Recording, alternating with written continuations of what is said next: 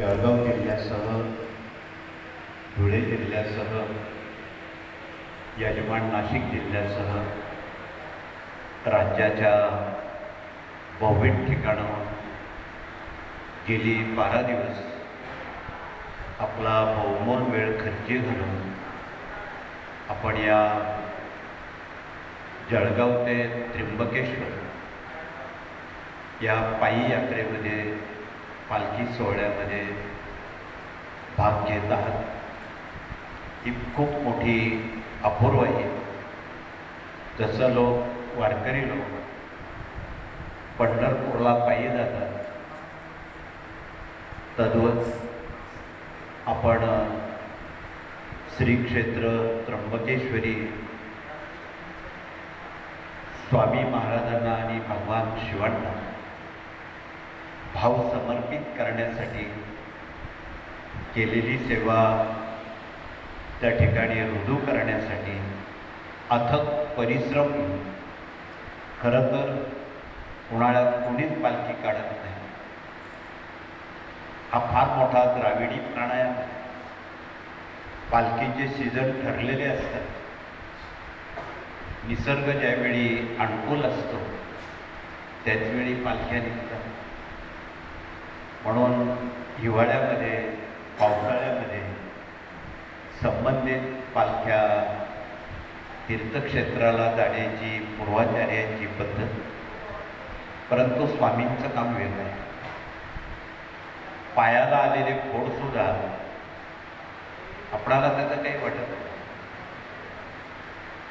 आणि अशा परिस्थितीत अंगावर ऊन घेऊन आपण आपली ध्येयपूर्ती साधण्यासाठी आपण 12 दिवस रात या सेवेमध्ये सहभागी झालात.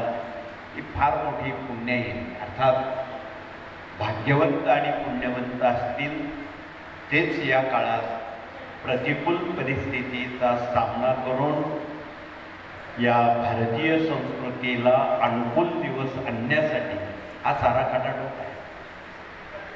म्हणून आपण अत्यंत पुण्यवंत आणि भाग्यवंत आहात. ही अत्यंत प्रतिकूल परिस्थिती निसर्गाची असताना आपण पालखीत सहभागी सर्वांना करणं, स्वतः होणं, दिव्यानं दिवा लावणं, ज्योतीनं ज्योत लावणं, 2 पायाची माणसं घडवणं हे खरं ग्राम अभियान आहे. म्हणून गेली काही दशकांपासून सिमेंट कॉन्क्रीटची केंद्र बांधण्याऐवजी काही दशकांपासून आपला रथयात्रा बहुविध ठिकाणी चालू आहे. सध्या लातूरला शेवटचा दिवस असेल आणि उद्याच्या गुढीपाडव्या तो नांदेड जिल्हा आणि सरस्वतीचं वाचक या ठिकाणाहून तो सुरुवात करत आहे. तर इकडे कालच्या महासत्संगापासून गिरनार यात्रा सुरू झालेली आहे.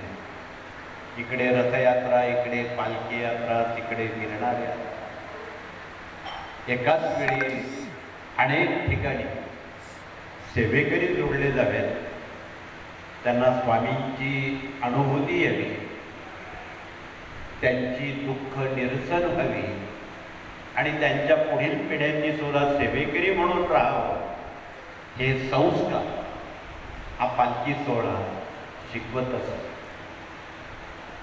गेल्या 18व्या शतकापासून हैबतरावांनी पालखी सोहळ्यात पंढरपूरला सुरू केली होती. ती परंपरा पंढरपूरकरांनी अजून टिकवली. म्हणून आपणाला कळकळीचं निवेदन आहे की आपणही इतर जिल्ह्यांमधून जळगावनी जी आता परंपरा सुरू केली. राज्यामध्ये 36 जिल्हे आहेत. खरं तर 36 जिल्ह्यांच्या 36 पालख्यासुद्धा त्र्यंबकेश्वरला येऊ शकतात किंवा तुम्ही आणू शकता. आणि ते हळूहळू ही परंपरा मनामनात घराघरात करण्या कार्याचा हेतू आहे. गाव तेथे केंद्र आणि घर तेथे सेवेकरी. बऱ्याच प्रश्न उत्तरकरांना काय वाटतं, लोकांनी आपल्याकडे, लोक आपल्याकडे कसे, आपण लोकांपर्यंत जाण्याचा हा सुकर्म आहे. म्हणून रस्त्यानं अनेक लोक तुम्हाला नमस्कार करत होते, दर्शन घेत होते आणि त्यातच त्यांना एक वेगळं समाधान वाटत होतं. असं ग्रामीण भागाच्या प्रवासातून तुम्ही अनुभव मागायची कथन करता. म्हणून दिव्याने दिवा आणि ज्योतीनं ज्योत लावण्याचं हे प्रभावी माध्यम आहे, त्याला एक अनुकूलता निर्माण व्हावी, सर्वांचा त्यात सहभाग असावा, यासाठी काही वर्ष काही दिवस आपणाला खूप मेहनत करावी लागते. शेतकऱ्याचे एक म्हण आहे, स्वतःला मातीत गाडल्याशिवाय त्याला कणसं येत नाही. आणि हे खरं आहे. कुठलंही धान्य पेरताना गहू असेल, बाजरी असेल, कडधान्य असेल, खरीपाची असेल, रब्बीची धान्य असेल, त्या धान्याला, त्या बियांना आधी जमिनीत काढून घ्यावं लागतं. कालांतरानं 3 महिन्यानं 4 महिन्यानं त्याला कणसं आहे, ताबडतोब कणसं आहे. ही वस्तुस्थिती आहे. म्हणून स्वतःला जोपर्यंत आपण झुकून देत नाही तोपर्यंत फलश्रुती मिळत नाही. म्हणून अजून तुम्हाला फलश्रुती मिळाली नाही, अजून काही दिवस आपल्याला मशागत करावी लागणार. पण नव्या पिढींना सुद्धा ही सवय लावणं काळाची. म्हणून आपण नव्या पिढ्यांना त्यात सहभागी करावं. या कार्याचा उद्देशच आहे की मानव घडवणे, त्याला सन्मार्गाला लावणे, मनातील वैक घालवणे, दिव्यानं दिवा लावणे आणि ग्राम अभियानातले बौद्धिक विभाग जे त्यातले 18 विभाग आहेत ते जनतेवर फार उपकृत करणे.